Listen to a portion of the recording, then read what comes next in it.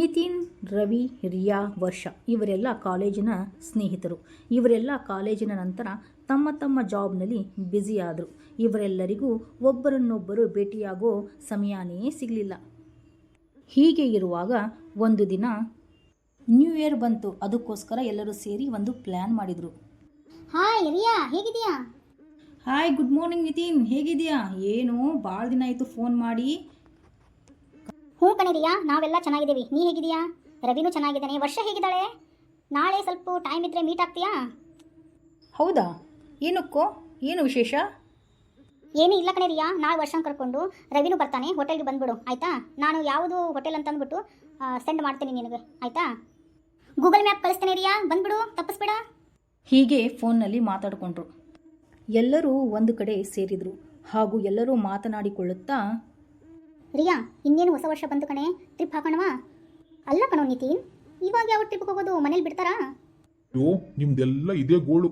ಹೋಗೋಣೋ ಬೇಡವೋ ಮೊದಲು ಹೇಳ್ಬಿಡಿ. ರವಿ, ಯಾಕೆ ಹಿಂಗೆ ಟೆನ್ಷನ್ ಕೊಡ್ತೀಯಾ ನಮಗೆ? ಸುಮ್ಮನಿರು, ನೀನು ಟೆನ್ಷನ್ ಮಾಡ್ಕೊಳೋದಲ್ಲದೆ ನಮಗೂ ಟೆನ್ಷನ್ ಕೊಡ್ತೀಯಾ. ರಿಯಾ, ನಾವೆಲ್ಲ ಸೇರಿಬಿಟ್ಟು ಕಾಶ್ಮೀರಕ್ಕೆ ಟ್ರಿಪ್ ಹೋಗೋಣವಾ? ಸರಿ, ಆಯಿತು. ಯಾವಾಗ ಹೊರಡೋದು? ಡಿಸೆಂಬರ್ 30ಕ್ಕೆ ಕಣೆ, ರೆಡಿ ಆಗ್ರಿ.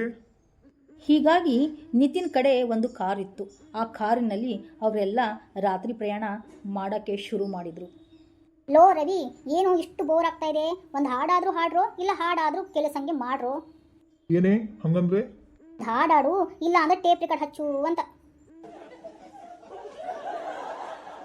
ನಿತಿನ್, ಒಂದು ಹಾಡಾಡೋ.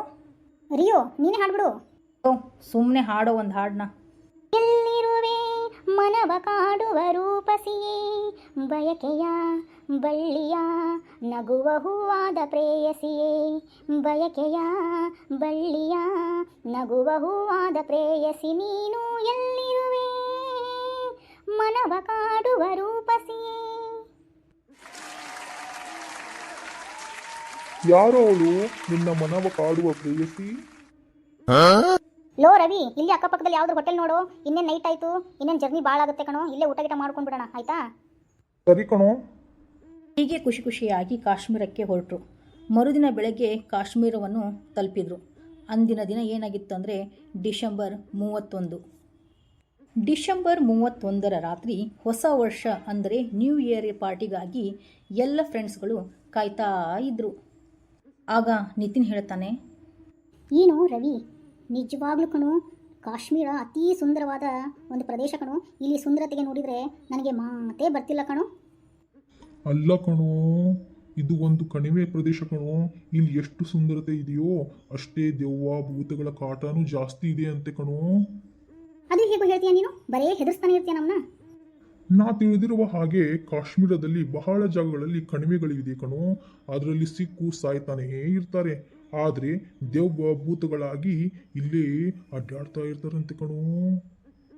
ಲೋ ರವಿ, ನೀ ಹೆದರೋದಲ್ದ ನಮ್ಮನ್ನ ಹೆದರ್ಸ್ತೀಯ ಕಣೋಲೇ. ಯಾಕೋ ಹೆದರ್ಸ್ತಿದೀಯಾ? ನಾವಿಲ್ಲಿ ಬಂದಿರೋದು ಎದಕ್ಕೆ ಗೊತ್ತಾ? ನ್ಯೂ ಇಯರ್ ಸೆಲಿಬ್ರೇಷನ್ ಮಾಡೋಕ್ಕೆ ಅಷ್ಟೇ, ದೆವ್ವ ಭೂತಗಳ ಕತೆ ಕೇಳಕ್ಕಲ್ಲ ಕಣೋ. ಅದು ಹಾಗಲ್ಲ ಕಣೆ ರಿಯಾ, ಇಲ್ಲಿ ದೆವ್ವ ಭೂತಗಳ ಬಗ್ಗೆ ನಿನಗೆ ಗೊತ್ತಿಲ್ಲ. ನಾನು ಇದ್ರ ಬಗ್ಗೆ ರಿಸರ್ಚ್ ಮಾಡಿದ್ದೆ ಕಣೆ. ಲೋ ಬಾಯಿ ಮುಚ್ಚೋ, ವರ್ಷ ಕೇಳಿದ್ರೆ ಹೆದರ್ಕೊಂಡ್ಬಿಡ್ತಾಳೆ ಅವಳು. ಮುಂದೆ ಏನಾಯಿತು? ನ್ಯೂ ಇಯರ್ ಪಾರ್ಟಿ ಸೆಲೆಬ್ರೇಟ್ ಮಾಡಿದ್ರಾ ಇಲ್ವಾ?